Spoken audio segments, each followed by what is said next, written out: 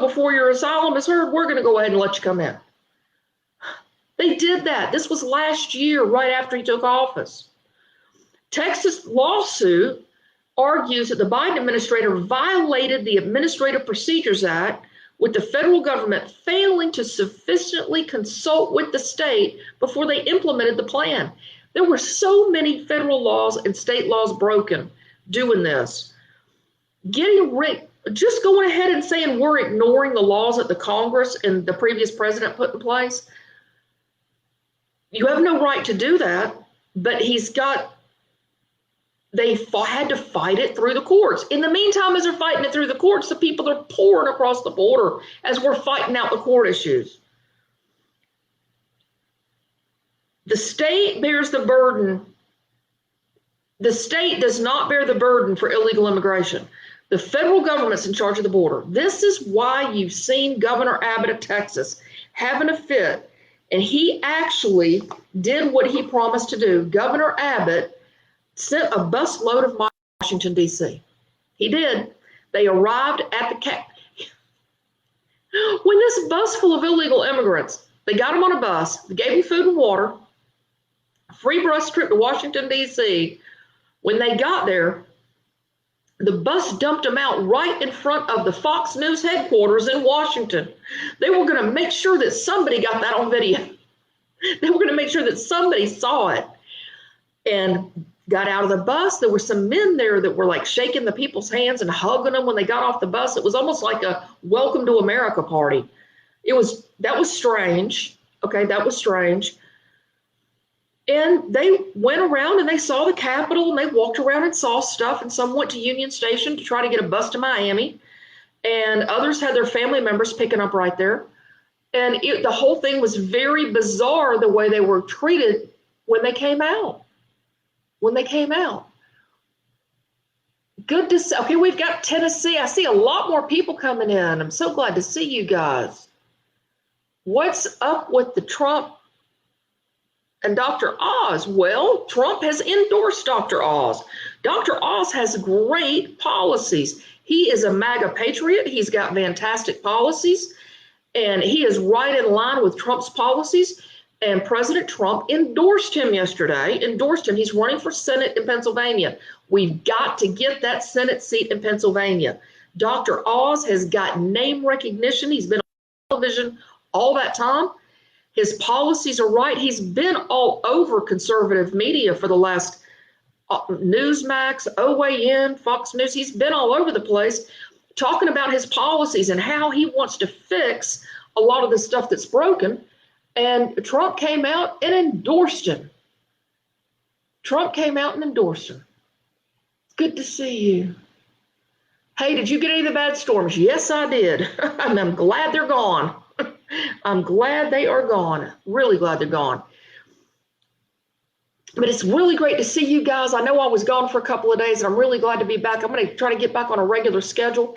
I'm finally getting caught up from my road trip, and I can start coming back on earlier. So it's good to see you. So yes, Trump has endorsed, and very publicly and wholeheartedly endorsed, Dr. Oz. Now, Sean Hannity has been endorsing Dr. Oz for quite a while now. He has him on a couple times a week and has been heavily endorsing his candidacy because he's right on the policies, and that's what it's all about. I'm gonna go back to the border for a second. I got to tell you about. It's really important. Should I jump over now? No, I'm going to tell you this real quick. The first 7 weeks of the Biden administration, there was a 40% drop in kidnapping arrest, 30% drop in weapons offenses, 24% drop in DUI arrest, 22% drop in sexual assault arrest, and 21% drop in homicide arrest. You remember when the Biden first took office, what was it about? We heard the defunding the police. We heard the defunding of ICE, abolish ICE, police. The police are the bad guys. Crime went up. 91% of the ICE arrests were all repeat offenders. They get released to do crime and a whole lot more. It was the cartels flooding drugs across the border and the criminal element coming up on the rise. And you know it has only gotten exponentially worse since then. There was a line that was said that Kennedy put a man on the moon in the 1960s, and Biden is putting a felon in every neighborhood in America. They were talking about the absolute flood of felony, criminal, and now terrorists that are pouring across the border. Guys, what are we going to do about this when we take the Congress and Senate back? I don't know how. I think about that a lot. I pray about that a lot. Is there going to be a way to fix it? Is there going to be a way to get them, to remove them, or at least remove the criminals? All the criminals that have been let in? I don't know. I don't know. Kamala Harris had come out and said that there was an agreement with Guatemala. The Guatemala president corrected it and said that the White House said corrected the White House. And the Guatemalan president said they had no agreement with the United States, that 2,500 police and troops that they had on their border were there in January before Biden took office. Started that relationship out on the wrong foot. Guys, I'm reading notes from a year ago today. The live that I did a year ago today had all this information in it about the Guatemalan president 3 months after after Biden had taken office. He was saying, we have no agreement. What Biden is saying is causing this to be worse. Everything that he's doing is causing the flood to come up. And that was coming from the president of Guatemala. Now, it was really funny that today, Governor Abbott had said, I'm going to send these illegals up to Washington, D.C. He did it. He did it. What I don't understand is, I really like the fact that he sent the buses up to Washington. Some of the migrants that got off the bus in Washington, D.C., there was a group of them that walked over to Metro Station, which is right there by the Capitol, Metro Station, where all the trains go out from all over. It's a big Amtrak station. Union Station, I'm sorry, I'm saying Metro. Union Station in Washington, D.C. is really a sight to behold. If you ever go to Washington, you should check it out. It's amazing. It has all these restaurants and shops, and it's huge. It's the old Union Station. It's like the old-fashioned, humongous train and rail station. They have trains that go out from everywhere. It has Amtrak in there. The immigrants walked over to Union Station to get a train to Florida. A couple hours later, when that was seen on the news, Ron DeSantis said, any illegal immigrants that come into Florida, you're not welcome here, and we're going to make your life very difficult. He's basically telling them, don't be coming to Florida. I think that Governor DeSantis is really going to put down some hard and strict laws on companies to not hire illegal immigrants. I think he is going to come down hard on that. He's going to make it really hard for them to get jobs, to be able to make a living. I do. I think that's what he's about to do. Because he said, if you come to Florida, your life is going to be difficult. And that was a couple hours after the migrants that Texas sent to D.C., the news media reported they're getting on a train to Florida. So, between DeSantis and Governor Abbott, they're saying the truth. They're getting to the truth. They're getting absolutely to the truth. The one thing I don't like about it is all the refugees that are coming out of Ukraine. It was announced today, the refugees coming out of Ukraine who are escaping the horrors of being bombed and being shot in the streets as they're trying to evacuate. Russia says, here's a evacuation zone. Anybody who comes through here, we're going to let you evacuate. Then the army lined up and picked them all off and shot all the people that were trying to evacuate. Yes, war crimes, okay? But there's a bunch of them that are trying to get into America because they have friends or family here. They're going to Mexico to get into America. Why are legitimate asylum seekers? An asylum seeker is someone who is fleeing the country for the risk of their life, that they are in imminent harm if they remain in their nation. That is a true asylum seeker. Why are they having to go to Mexico? Are they going to go to Mexico and come through the regular border, the regular legal place to come up legally? I hope. It's crazy. They're giving the illegals that are crossing the border, that are coming up, I just want a job. They all say, I just want a job. They're giving them plane tickets and everything. Why aren't you helping the Ukrainians? Think about that. I'm not going to say it because you probably know. So I'm not even going to say it. I'm not even going to say it. Oh, y'all are talking. I love that. Here's the big thing of the day. Last night, I told y'all about the terror attack in New York City. There was a big terror attack in New York City where a guy went in and he shot up the subway station. I told you guys about this last night. I'm going to check in with you real quick. Yeah, I got the big thumbs up there. Thank you very much. Thank you. Wondering, there must be big storms tonight. I see y'all talking about big storms. I pray for the safety of your families. I pray for the safety of your families. Any storms that are coming through tonight in any areas that are coming through, I don't know. I haven't seen the Weather Channel today. I speak peace be still to that storm in Jesus' mighty name. Peace be still to the storm in Jesus' mighty name. Set a hedge of protection around your homes, hedge of protection around your cars, hedge of protection around your family members, that you are safe and secure in Jesus' mighty name. May no storm touch the doorpost. A friend of mine, Marion, sent me a picture where last year she had taken a red scarf and she had draped the red scarf across her doorpost for Passover. You know, remember the story of Passover in the Old Testament? I'm getting off my notes for a minute. It's okay. It's God thing. You know how they put the blood of the lamb around the doorpost, and then when the plague that killed the firstborn came through, when Moses was bringing the Jews out of slavery in Egypt, the story, watch the 10 Commandments, they put the blood on the doorpost. A lot of people for Passover, especially the Jewish families on Passover, put a thing on their door for Passover to remember how they were passed over. Excuse me, I'm sorry, I had to sneeze. I'm live, what am I gonna do? Excuse me. But they still put thing on the door. Now, Marion, as a Christian, she put a red scarf for the remembrance of Jesus, who was the final blood sacrifice given for the atonement of our sins. Instead of the Jewish using the sacrificial lamb, Jesus was the Lamb of God. He went to the cross to take the burden of our sins to the Lord.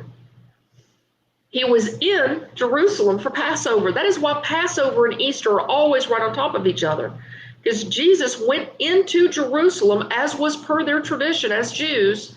He went into Jerusalem for Passover. And that's why you'll find that Passover and Easter are always right together.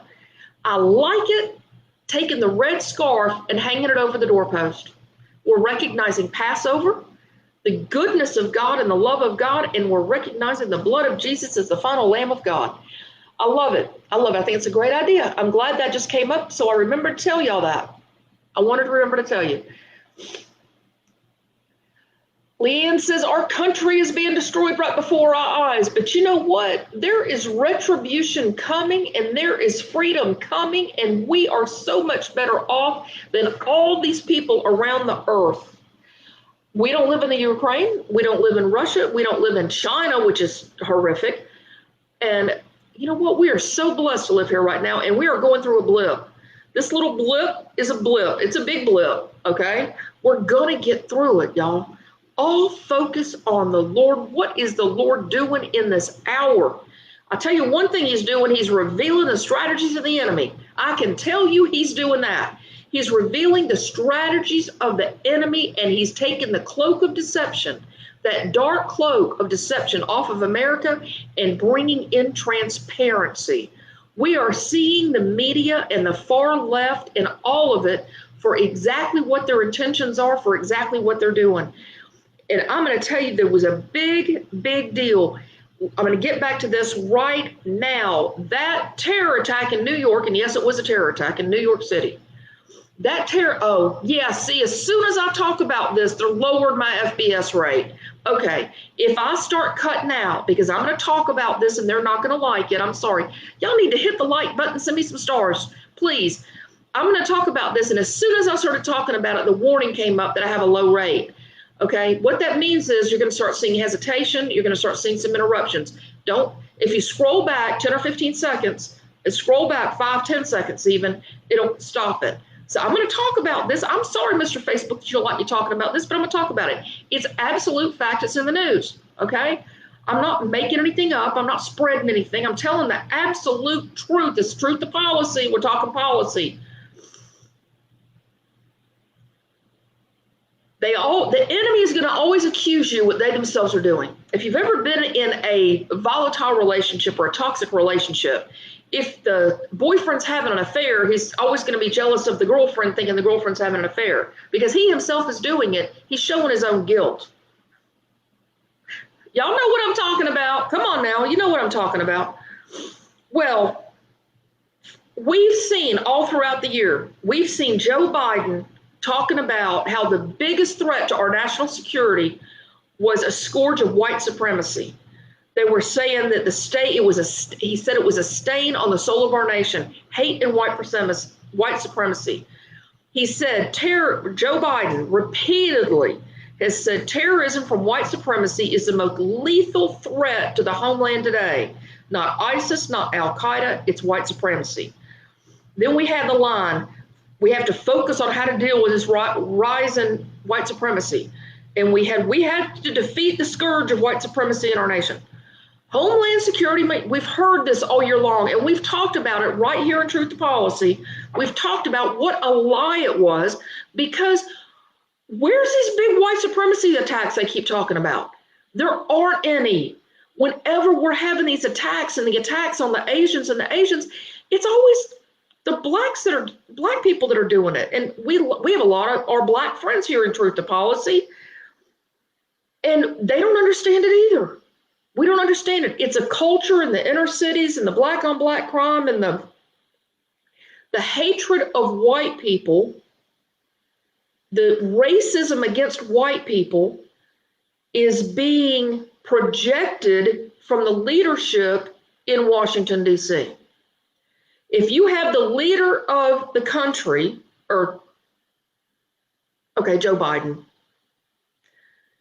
constantly talking about the threat to Homeland Security is white supremacy. We're going to have these domestic terror groups that are white nationalist, and it's white nationalist this and white nationalist that. When you have people of the other race that already have been in their culture believing not to trust white people or to hate white people, and they're hearing that, look what happens. Look what happens. 4 days ago, Homeland Security Mayorkas spoke at an Al Sharpton conference. You know where that's going.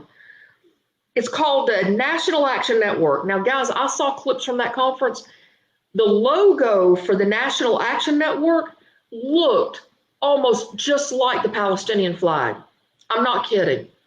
The anti-Semitic, anti-Israel, we want to kill the Jews, okay?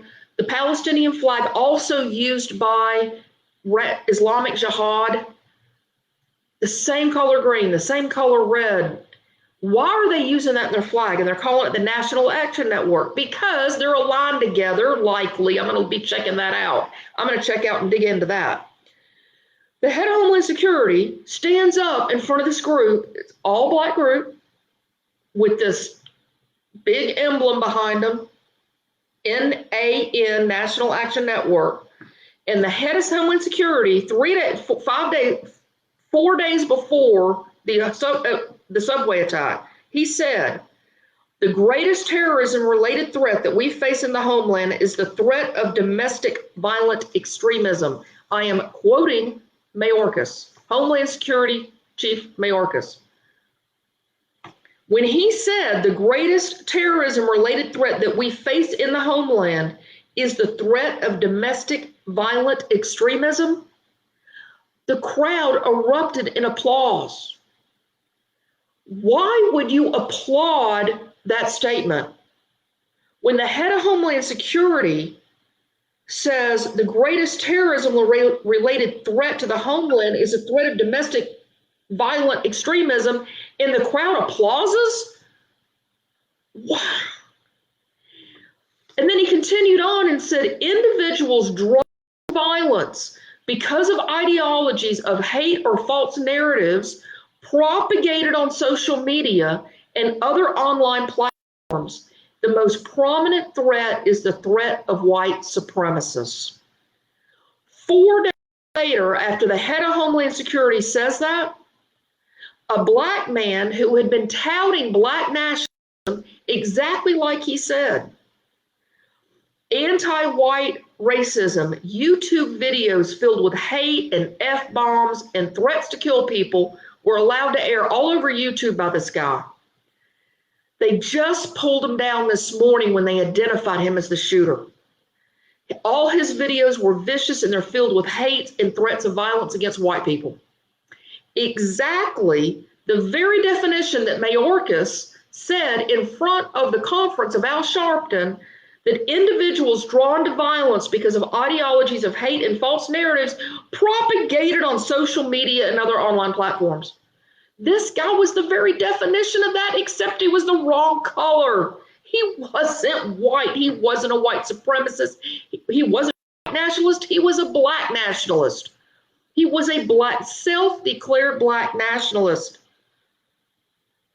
YouTube left all those threatening, race-filled, F-bomb-filled, threatening videos, left those up on Facebook and didn't pull them down until he got identified as being the shooter. And he did it 4 days after Mayorkas made those statements to the Al Sharpton conference, where they applauded him talking about the threat to national security as the violent domestic extremist. This is insane, y'all. YouTube, now I want you to remember one of the first things I thought of was, you remember when Parler got taken down. Parler got taken down by big tech. YouTube turns off RSBN, Right Side Broadcasting News, that does the Trump rallies. The Epoch Times has been banned off of YouTube over and over and over again. Anybody who does not tout that far left narrative, anybody who's conservative or says something good about Trump or says something about, medicine, you know what I'm saying, they get taken off of YouTube. But if you're a pro-war criminal, if you're a pro-war criminal like Vladimir Putin, Farrakhan, anyone touting hates towards conservative or whites, well, you have free air. You have free air. You say whatever you want.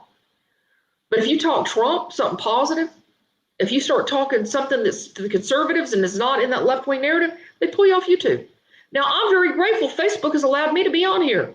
Facebook doesn't do that. Facebook is not censoring like YouTube is censoring, and I'm very, very, very grateful for that. Now, I only speak truth here. I don't bring in a bunch of QAnon stuff, or, I don't believe in that stuff. We do not do that here. And we don't do the conspiracy. We talk about truth, and we get down to the policy, and we do education, we do ministry. They shadow ban me a lot, and they pull back my audience. People can't see it. That's why it's so important for you to share it. But that's why I haven't gone on YouTube. I'm probably not gonna last a week on YouTube. I'm gonna try, but let's see how long I last. Let's see how long I last. But remember, Parler, after January 6th, Parler had just come up, and it was really great. And it was all conservative voices. There was no censorship at all. People, all the conservative politicians were on there. It broke the records for the amount of downloads on Apple and Google, and it was just going gangbusters. January 6th happened. Not only did false accusations against Parler saying, well, you're not censoring your conservative people, and we believe that they all connived together and conspired and organized themselves on that platform to create January 6th. Google took it off the Play Store. Apple took it off the Apple Store. You couldn't download it in the App Store. And then the final blow, Amazon, who owns the gigantuan servers that were being used, kicked them off their service, and they obliterated the company. They obliterated that company, Parler, completely wiped it out. There was no way to recover. But guess what? A congressional investigation was done on January 6th, not long after that. And they found that, I'm sorry, but Facebook Messenger was used 70% of the time for the people communicating with each other and organizing each other and doing the meetups and stuff. It was being done through Messenger. It wasn't being done on Parler. But they used January 6th to obliterate a voice for conservatives. Come on now. Come on. Obliterated a free speech platform in the guise of you caused January 6th, which was complete nonsense. It didn't happen. All this time, YouTube has allowed, well, you know, I'm not even going to go to Twitter. We know how bad that is. That's just horrific. I won't even go there. YouTube has allowed this guy that did the subway shooting, the mass shooter of the New York subway that went in and shot all those people. It's a miracle of the Lord that nobody died. He took yesterday morning, if you missed it, yesterday morning he took gas canisters and he opened them up and he filled the subway car with smoke. 8:30 in the morning, New York City, in Brooklyn. Pulled out a gun, started shooting everybody. Shot a lot of people. It is a miracle. There's 10 people are wounded, 16 more injured. No one was killed. That is a total miracle. They found his YouTube videos, and before YouTube could pull them down this morning, some of the news media was able to capture them. I saw them. They were nasty. He was a self-proclaimed black nationalist terrorist that got his profanity-laced hate and threats against white people were over the top. And he'd been doing this on YouTube all this time. The other example of this, they keep saying that the threat to the homeland is white supremacy, is white nationalism. But over and over and over again, the attacks on the Asians are being done by the black people. Black people that are being taught to hate white people, that are being egged on by the leadership in Washington, D.C., that are being egged on saying that white people everything's the white people's fault. It's being brought up in the schools. It's being taught on the college campuses.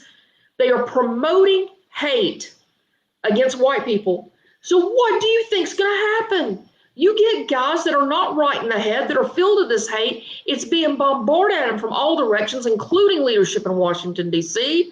They go out and they take a gun or they take a car and they go try to kill a bunch of white people.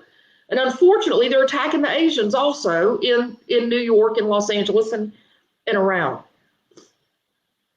The other example that I wanted to give you, I'm sorry, my glasses are going crazy.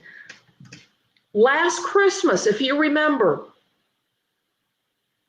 in a 1950s type, it looked like Mayberry RFD. You could not have picked a more white city than this little town in Wisconsin. And Christmas Eve of last year, no, the Christmas parade of last year, there was a car terrorist attack.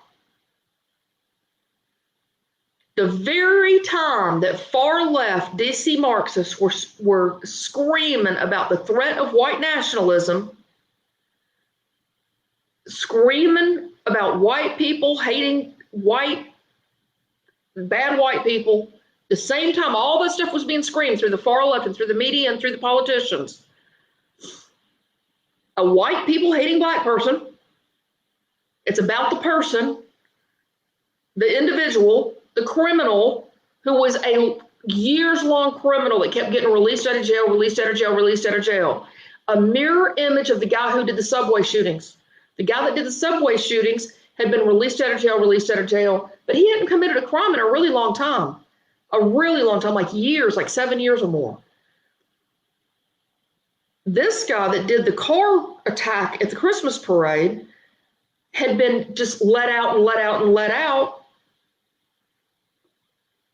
There was a Christmas parade in the little bitty small Mayberry RFD type town, as white as you can possibly get. You had the dancing grannies dancing in the parade.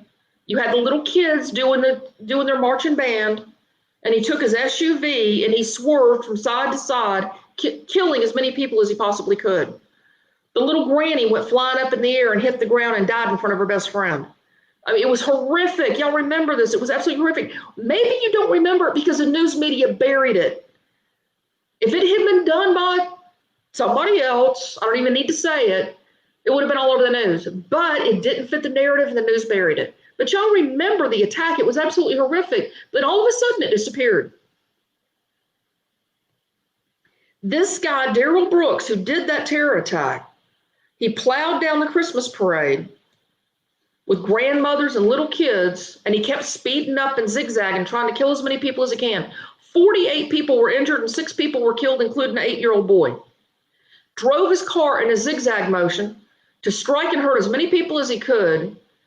Very, very similar to the terrorist who drove a truck in that same fashion on Bastille Day in Nice, France in 2016 that killed 84 people.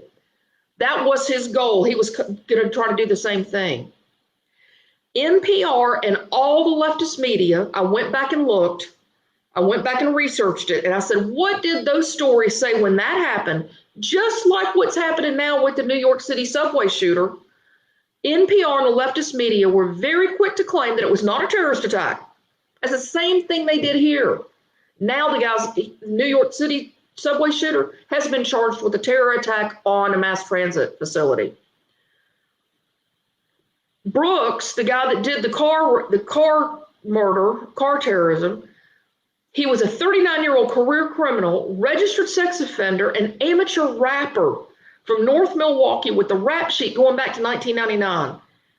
He punched the mother of his child in the face. He ran over her with the car, injuring her leg. And they released him on a $1,000 bond and didn't even keep him locked up. His Facebook page, just like the New York shooter, his Facebook page was under a rapper handle, was just mysterious deleted right when they found out he was the driver, just like YouTube tried to do to the New York shooter.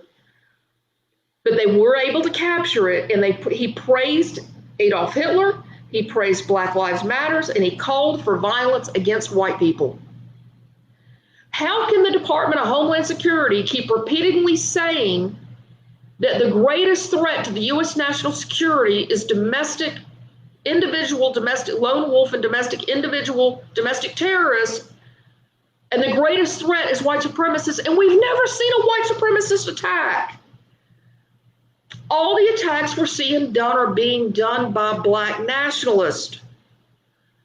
Let's get it right, Homeland Security. FBI, if your whole focus is on these white nationalist groups that don't even exist because it's a political narrative over January 6th and you're trying to vilify all the Trump people.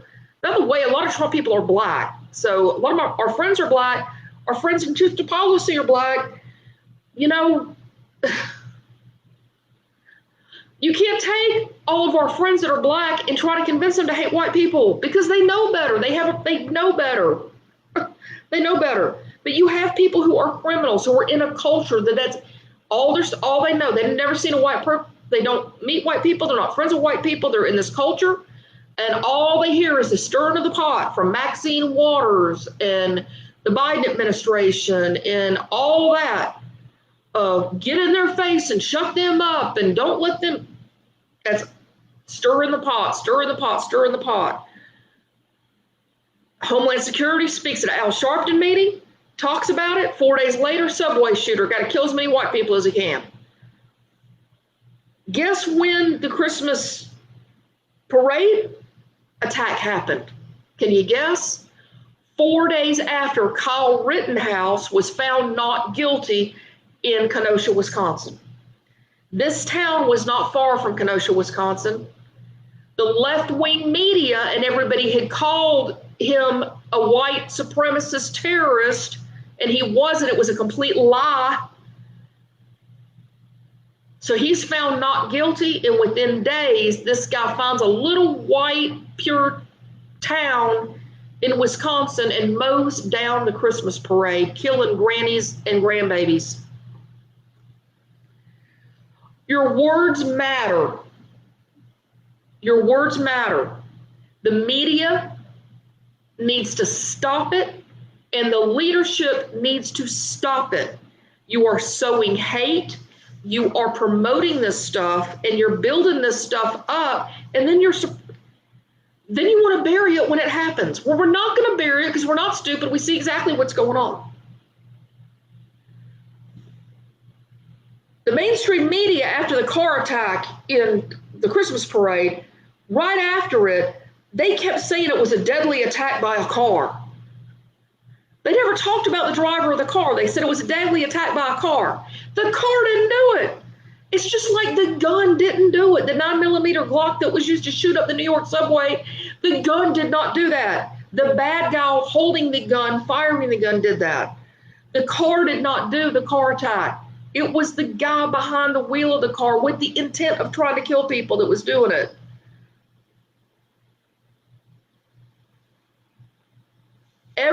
All the podcasters, all the conservative voices started screaming about it and started screaming about how it was being swept under the carpet because it didn't fit the political narrative.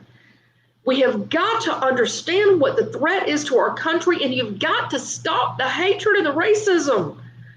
America is not a racist country. Let me repeat. America is not a racist country. Excuse me, the majority of white people in the United States elected Barack Obama as president twice. Okay? Our friends are black. Our co-workers, we live in a peace. They keep trying to back us up to the 1950s, and they're causing this reverse racism. They're causing this absolute hatred within the black community against the white community, and they're doing it with the political narrative and with all the insanity in the left-wing media. If you watch CNN or MSNBC, you need to go take a shower after you watch that, because the gunk of the hatred and the vitriol that they're trying to rile people up in, and the Democrats, we know they love to put you in fear. Well, what's going to happen when you put people in fear and you tell them the white supremacists are the biggest threat to everybody? The blacks that already have been taught in their culture to hate the whites, which is a very small amount of their culture. I don't believe that's in the black community, but it's in parts of the black community. It's in the gangster rap. It's in a lot of the music, a lot of the culture. If you raise your children like they're trying to do in our schools, and we're stopping it, if you raise your children to be suspicious of other people of a certain color, of to be distrustful, of to dislike and to hate people of another culture, another color, the results are not going to be good. If somebody spends decades and decades and decades in a culture where all they're hearing is all the people around them saying, I hate those kind of people, they're going to come to that mindset. And if they're not stable, and if they're criminals, and if they're angry enough, they're going to go out and do bad things. It's cultural, and it's spread by what the leadership says matters. I have a whole nother level of that on the sexuality of our children. A whole nother level of that I'm not going to get into tonight, and I've gone and run late again. I'm not going to get into that tonight. That's a whole nother subject. Kyle Rittenhouse was found not guilty. The left was all about the Kyle Rittenhouse victims. The guy was a sex offender, the guy that Kyle Rittenhouse shot. He was a sex offender that was literally attacking him and had threatened to kill him like 5 times. And he was defending himself, and the court found that he was defending himself. But all we heard from the media was for months, well, is how he was this white supremacist nationalist, and he came down there to a Black Lives Matter rally, and he wanted to kill people, which was a complete lie.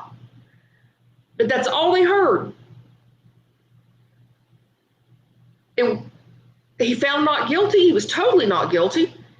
It didn't fit their narrative. But Brooks and the pure evil and the left soft on crime, because they kept letting him out of jail, even though he tried to run over his pregnant girlfriend with the same SUV he ran over the people with. All that soft on crime policy is blowing up in their faces. The violence has just gotten out of control. But the media wants to ignore it, and they want to hope it goes away.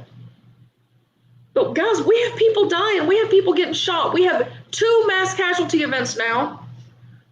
The Christmas driver, and we have this one. And then we have all those other attacks. There's a dozens maybe, of other attacks that are being done against the Asians that are not being done by white supremacists. They're being done by black nationalists. And this is a small, tiny segment of criminals has nothing to do with what color they are. It has to do with them becoming racist against white people and wanting to harm white people.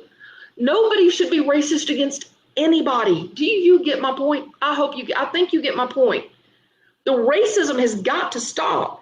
The Biden administration and all this far left media is trying to back us up into the days of America that we have come so far out of. It's almost like they're backing us up to the days of the KKK, but it's reversed, because now we have the black people attacking the white people instead of the white people attacking the black people. It's really strange.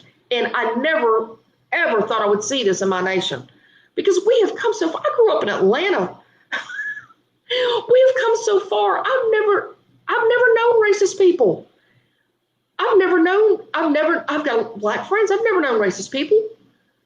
But man, in the big cities and with the gangsters and the wars and the gangs and the whole thing, it's getting out of control. But it's all in the music. It's all in the television. It's all in the movies, and it's all over CNN and MSNBC.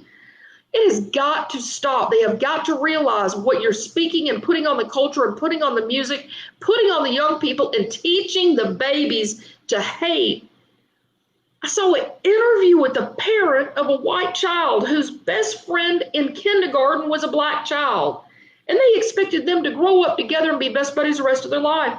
But when they got in the first grade, the teachers separated them and talked about the white privilege and made them hate each other.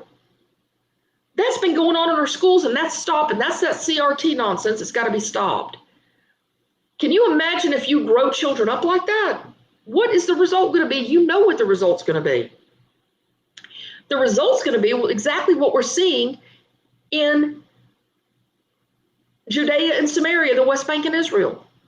The Palestinian Authority raises the little Arab babies up from young in school, teaching them all these lies about the Jews, that they stole their land, that they're the occupiers, that, you know, your greatest commitment to Allah is going to be to kill a Jew, stab a Jew. And we see the videos of the little kids with the knives saying, I want to stab a Jew. They teach them that from that young age. And now you have the young people. We've had terror attack after terror attack. I think there's been like 6 in the last 4 weeks of the young Palestinian males who have been taught this all their life by the Palestinian Authority, and their parents are paid and rewarded if they carry out a terror attack against a Jew. Their parents' rent will be paid for the rest of their lives, or they get a stipend. And you're hailed. If you get killed because you're trying to do this, then you're a martyr and you're going to be celebrated in their heaven. It's absolutely horrific. How is that different than what they're doing to the children in the United States when they're they're trying to teach the black kids to hate the white kids? How is that any different? How is that any different when you have grown people who are confused and not in their right mind, who already have a lot of hate, a lot of anger, and are already criminals, and you're bombarding them with this stuff? What are they going to do? They go out and try to kill people.